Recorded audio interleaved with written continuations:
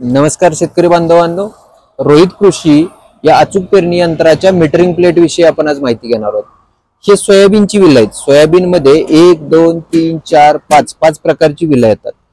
आता बरेच वेळा शेतकऱ्यांची संभ्रम अवस्था अशी होती की कुठली प्लेट वापरायची आणि किती बियाणं पडेल।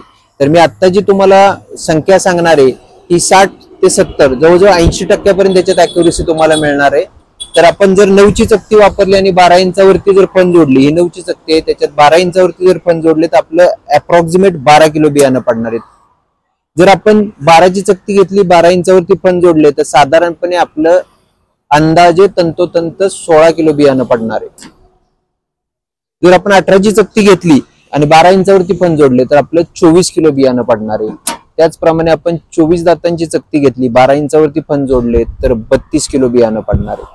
आणि जर आपण 30 दातांची चकती घेतली आणि 12 इंचावरती फन जोडले तर 40 किलो बियाणं आपलं पडणार आहे।